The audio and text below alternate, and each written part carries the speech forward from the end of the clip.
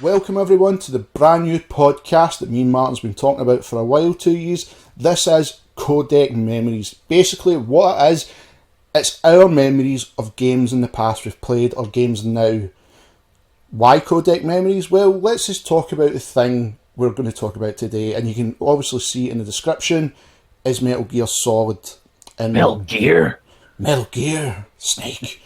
So, with that being the codec, if we came up with the idea, well, it's a podcast, why not use that? That is the theme of a podcast.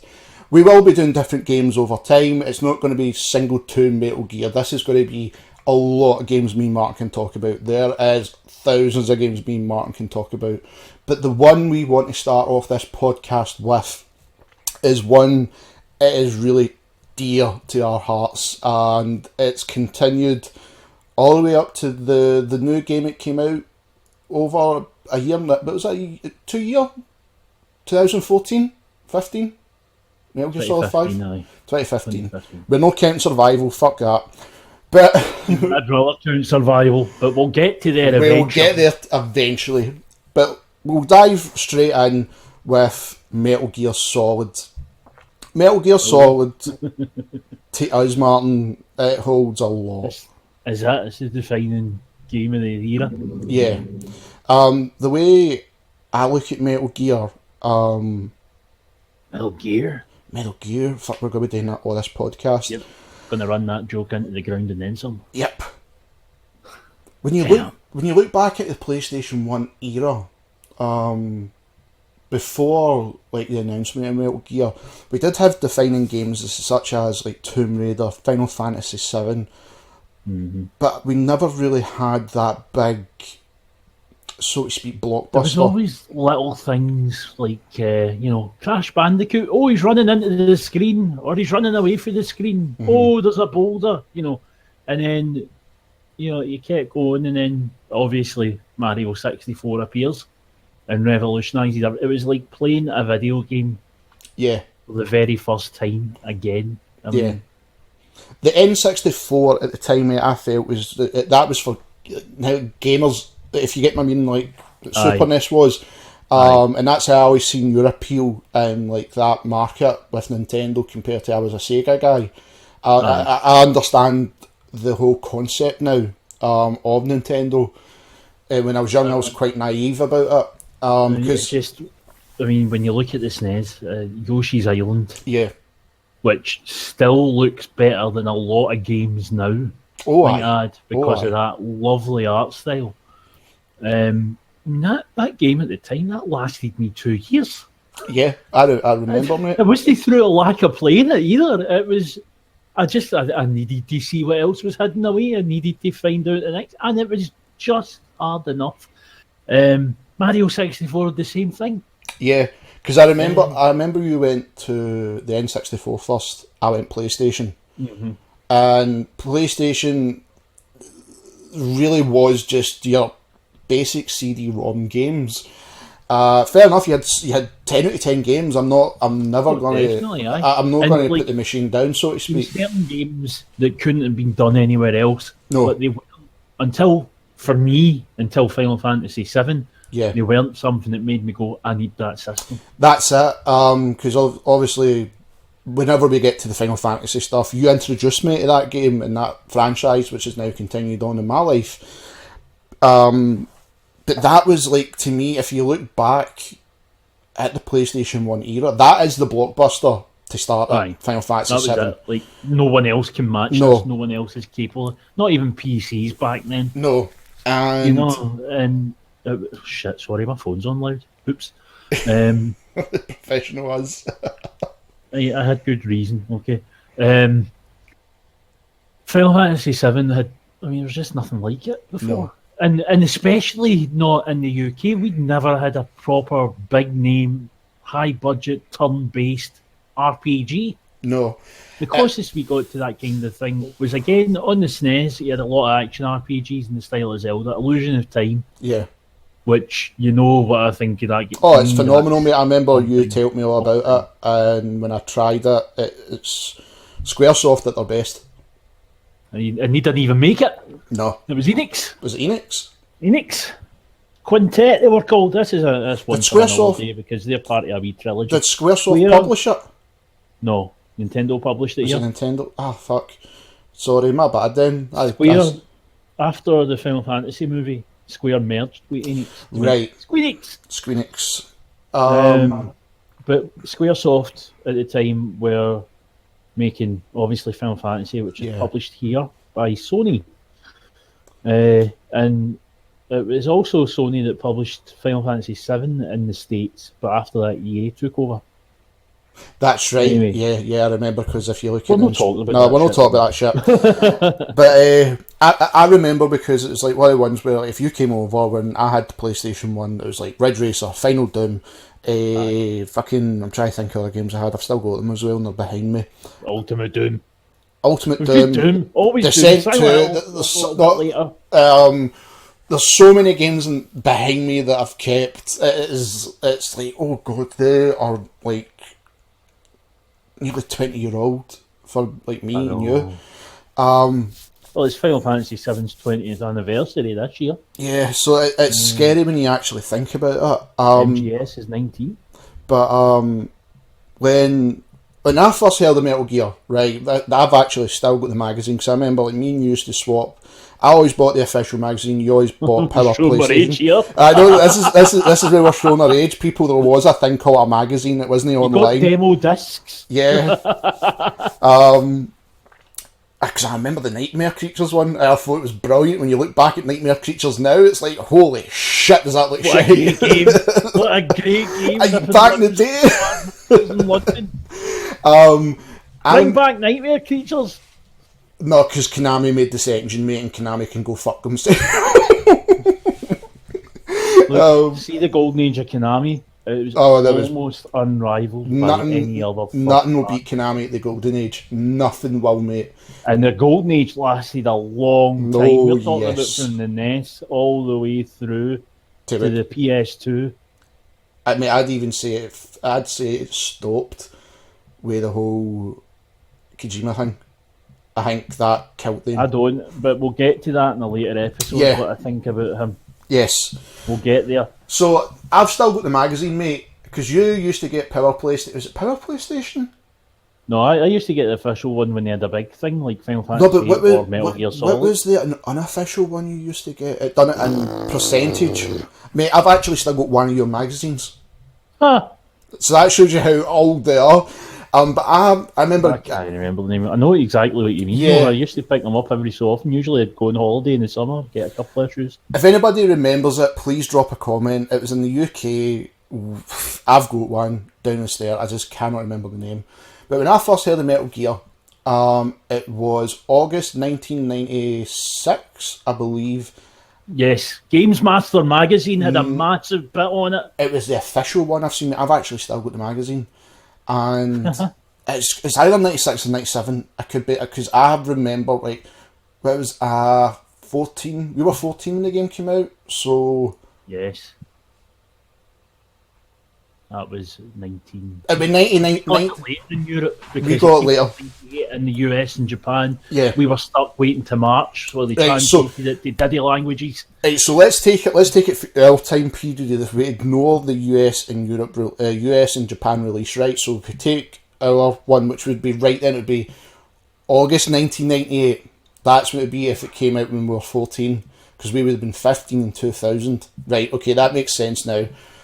So the first time I've seen it, it was a black magazine, still got it, and in the middle was this whole section on this game designer called Hideo Kojima, and he was talking about how he wants to bring back this kind of like a movie blockbuster game to the PlayStation console. And you're getting some of these images, you see this big robot, you see soldiers, but then like there was this perfect drawing, shaded drawing of a soldier leaning out with the laser sight bearing down in smoke, with the bandana, okay? And he's obviously talking about past stuff, where Metal Gear originated from, which was the MSX. Now, we never played any of those games, not until later on when they started getting bundled. You just couldn't get the That's second it. one in the West, and the first one in the West was only on the NES. A game called Metal Gear that didn't actually have a Metal Gear in it. And it was butchered. It was a butchered port. No, that's because the big baddie was a computer. Yep. Literally an inanimate computer that you shot once and it died. Yep. So, it's one of the ones where the name never stood out. No, we had no idea. We'd no way of knowing. No, Given no way of knowing. both the age we were at the time, and then the fact that there was the butchered port, and then there was the completely unrelated in name and apparently related if you'd played it, Snake's Revenge, which is a whole mess of its own. Yeah. We couldn't have knowledge of it. No. It was never something that caught on in the West. Like, no magazine mentioned it. Metal Gear was nothing. And remember, MGS to us was just a whole new thing with a crazy name. yeah, that's it. It's like Metal Gear Solid. I don't get it. Then you're starting to see the names of like characters, like Solid Snake, like Erect Cock. You know what I mean? That was the first thing everybody. That was what you giggled in. Liquid Yeah. Snake, haha, he can't get it up. Yeah, Oh, Flaccid Cock. There was so many things. It was like, what the fuck are we reading? And at the again, going back to the time, mate. Unlike now, where games is up there in the media, where games are better than fucking movies. If you take GTA 5, it's probably one of the most stories that you can't be told anywhere else. Yeah. And games now get the recognition they should have got. Fair enough, we had to wait long enough, but we're getting them to a certain degree. We're still a bit hipster on certain things, but we're not hipster. We just have an acquired taste. Acquired taste. Then like Nier. That's a better saying. But then you're looking at this thing and you're like, wow. And you're hearing some of you're seeing some of the screenshots and the 3D work they'd done at the time. There was nothing like it. Nothing like it at all. 64. Yeah. And you're like, wow, right, okay, when is this coming out? And obviously it was pushed back. And pushed back. And pushed back. And pushed back.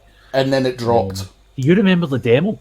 Yes, I was actually going to talk about the demo. The demo was our first experience of it, obviously. It was still in Japanese with the English subtitles, and it only covered the opening area. Like, literally the opening square area of the fucking place.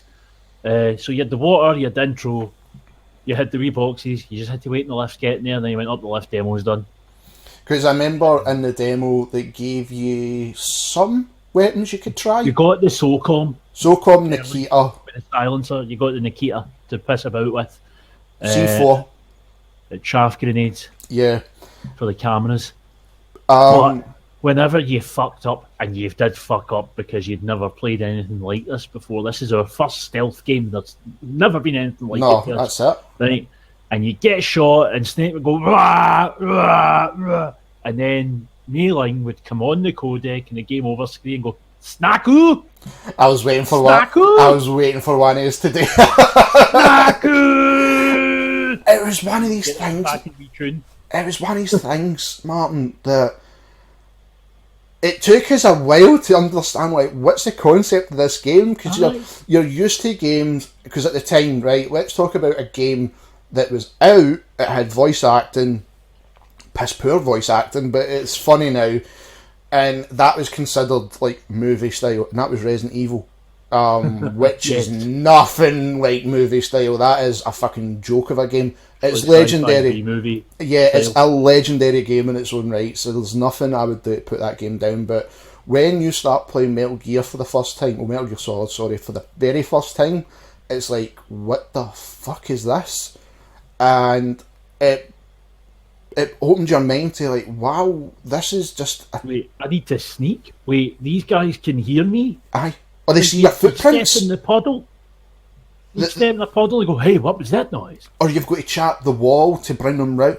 Aye. The mechanics. And the vision cone thing. Yeah. And, like, again, we're only 14. This is the most advanced AI you've seen in a console. Aye. You know? They follow footprints, they hear you, they watch for your cigarette smoke. Mm-hmm. they hear noises. They will always be after you. And they're on patrol mode. They have routes that they're going to be most likely for you to hide in. They'll roll grenades in under crawl spaces if they see you in there. It was just great. It was absolutely nothing like it. It was an absolute great concept that we've never seen. Fair enough, other games came out after that trying to copy it, like Siphon Filter, but no, never really hit the spot. Never hit the spot. Metal Gear did, and it wasn't bettered for me personally. No, until I was the same. MGS2. The way, like, so we played this demo, right? You got it before me, and I had to wait for our birthdays. People was like a month apart, literally a month apart, and you got it for your birthday. You got the collector's edition. I always remember because you had the dog tag, grey box, yes, and you had a T-shirt. This is when collector's editions were brand new, by the way. Were actually worth the money, the fucking effort. Yeah, because you've got your game, you have the soundtrack in its own special wee sleeve. There's a cracking T-shirt which Bill Bailey ended up wearing on Spaced. There was dog tags. There's a postcard set which is still sitting here next to me. There was 5 things. It was a big box itself. Because my version of the game was, I've still got my original copy. Sorry, there's one thing we forgot that was in amongst all this. What? And another thing that will be covered further down the line in this series, the first demo of Silent Hill. Oh yes, that's with the mad stabby lanes. Which for you Americans, the stabbing children. Which I still have the original band copy until they changed that. Because I got mine, the version, the special edition I got was, I never got the one you got. I was always jealous of that, but it was phenomenal what you got. I got like a memory card or some shit like that with it. I've lost the memory card, that is long gone, but I've still kept the original copy I got when I was 14, which is scary to think 2 years time. Else actually, just while I remember, the booklet for the game had a little poster in the middle of it. Mine still does. I've never took it out. A little folder thing. It was just, no, I never took out of mine either. It was just such a nice touch. Like, a lot of care went into this. If you take obviously the 2 discs with all the intricate Shinkawa art on them. That's what I actually seen you actually think of the case, mate. We were talking about this case because before we even going to come up anyway. Before we even go into what we actually played, but just to get people to think about the games back then, right? See now, it's a lost art, literally. It is a lost art because if you take right, what's the one of the newest games I've got just now? BioShock actually has some of the stuff, so I'm going to ignore that one. Right, Dark Souls. There's a perfect fucking example, right? All you get with Dark Souls is your disc. I've got the special edition, so disc, CD, music. Your art book. Your book how to do the first part of the game. Yep. But your instructions is literally a leaflet. Well, it's not even instructions, which Dark Souls worked to its advantage. So maybe not the best example. It's not the best example, but I mean, like, content-wise, you get in the case now. But like, again, Final Fantasy 15, right, to use a recent one, incredibly complicated to play. Incredibly so. Whether you're new to it or not, the actual battle system, like, outside of pressing circle to hit things and pressing whatever it is to block, you have to give orders to your team. And the game explains these, but it kind of throws it all at you at once. Once you get the hang of it, it's fantastic. I think they did a really good job, especially considering what the battle system was a year and a half ago in the demos. But it was very overwhelming, and that's, to me, as a veteran in the series, I found it overwhelming. I can't imagine what someone entirely new to it would have felt. Yeah. But if you can get over that hurdle, you're in for a great time. I truly think it's one of the best out the lot. But, like...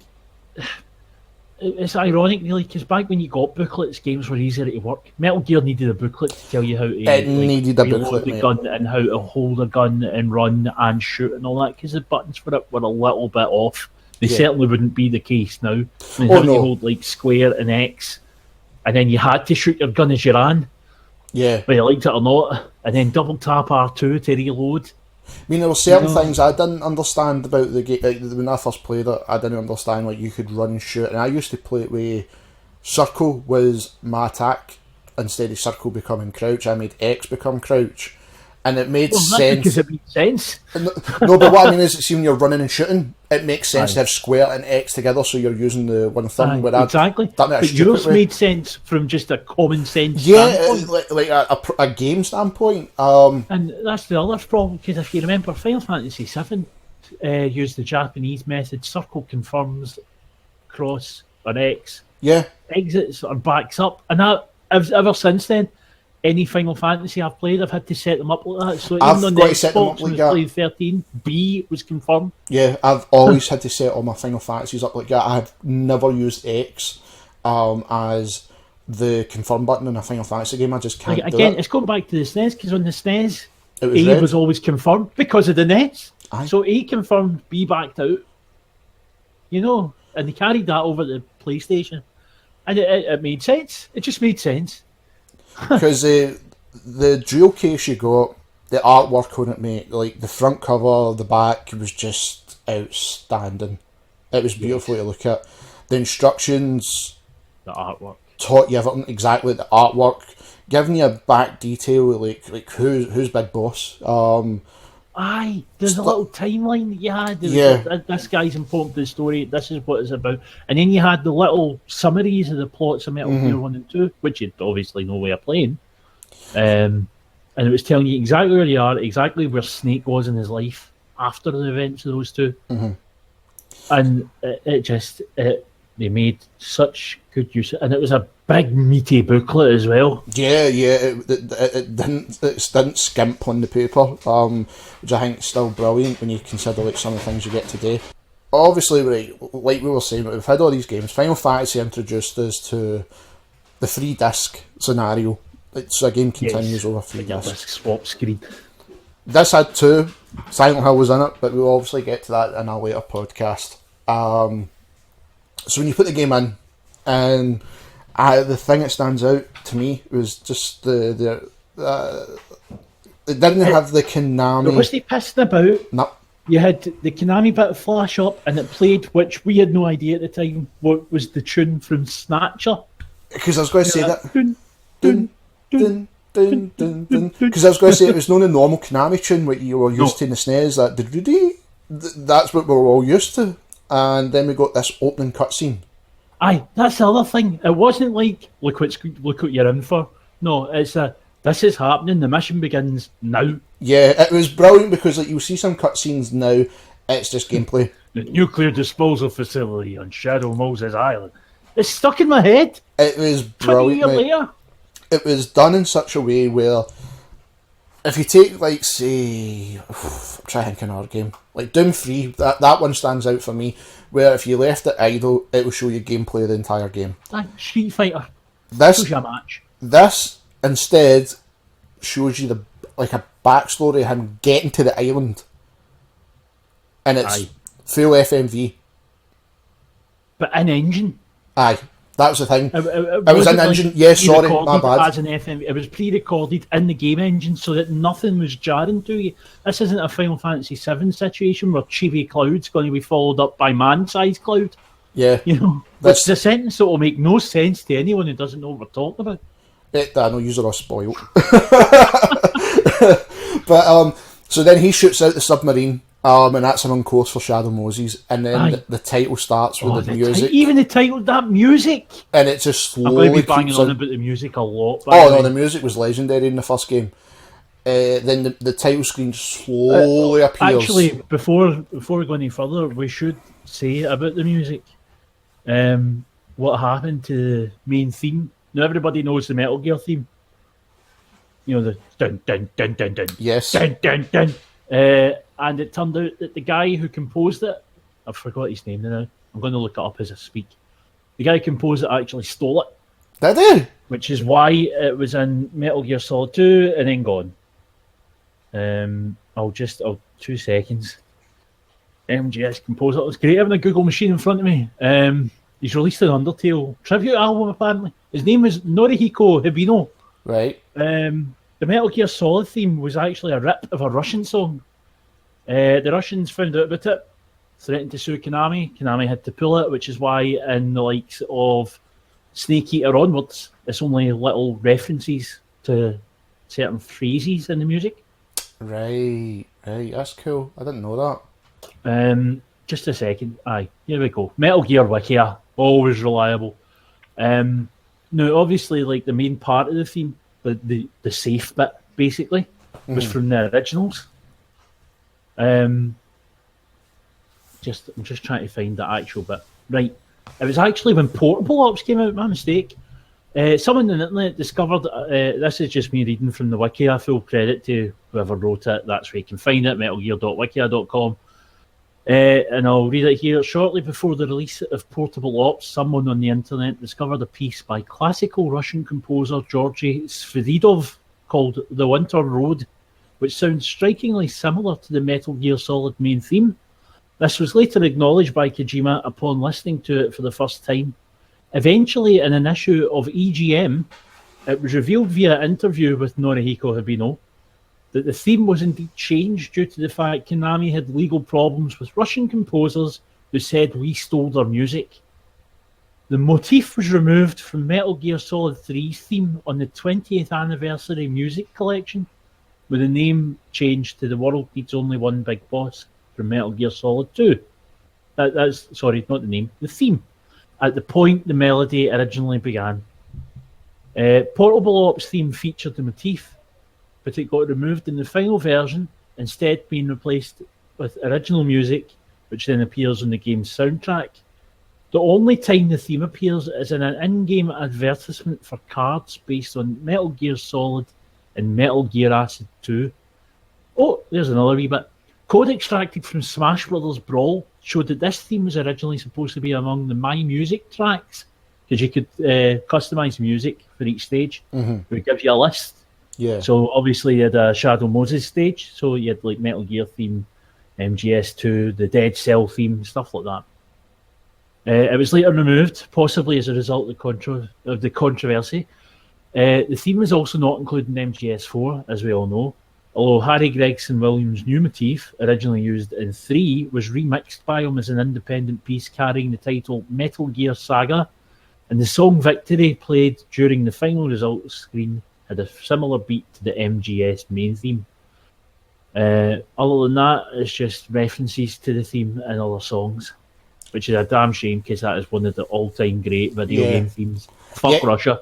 Yeah, it's one of the ones because like when the music hits and then it's slowly starting to show. It's with a the colours, big tease. With the colours, this is what I remember about the screen. Yeah. The colours, and if you had an analog pad at the time, which were brand new, which I had because I got a DualShock with my PS1. I still had the dinky original. Do you know what I didn't realise until a year or so ago? There was actually an analog pad in between the DualShock and the dinky thing. Yeah, it was just a non-DualShock. Sticks, just didn't have shock in it. Yep. Because they hadn't stole that from Nintendo yet. Yep, I remember that. Because then, like, you could change the colour of the screen. It was brilliant. It was so different, mate. I mean, like, there were so many things that, like, you started the menu, and then you had VR missions to get you used to the game. Yes. How the game has to play. That was such a smart move. That has you could play with mates for better times. Aye. We help each other, like, watch it, that guy's coming down from there, and then like the stress would build, and then like, I can beat that. It was amazing. Doing that helped you understand how this game's got to play, and it wasn't a running gun game. It was like you have to take your time. It never threw too much at you. No. It built it up really well. So like the first one would just be, here's the controls. Next one, crawling. Next one, get round this guard. Get round these 2 guards. Get round these 3 guards. Watch out for that camera. How do you deal with cameras? You use chaff grenades. Here's a gun, hit the targets. Just simple. And nowadays that would be considered as fucking DLC you'd have to pay for. But back then it was in the game. Of Revengeance. Yeah. So you had that. Then you had a full voice dialogue of like Snake getting ready.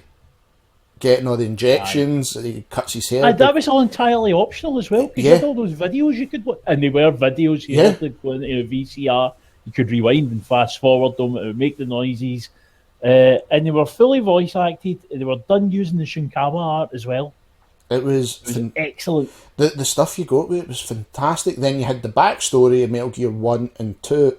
Like, Again, all optional, there for you to find it if you want and it. then at least you understood, right, okay, you know there was a guy called Big Boss, you know there was somebody called Frank Yeager, you knew who Solid Snake now was, and he was in a part And of you knew Foxhound. why it was a big deal. Right, so now it's like, okay, we're starting to get this game now. The game couldn't have done a better job of sitting you down and saying, you're a badass now.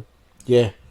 And bear in mind, this is before Snake became like a fucking pop culture icon in the gaming industry. Aye. He was just, he had these 2 games, Just a guy. and he made his return, and the rest was Which actually history. really worked with the story. This is something Kojima is really good at.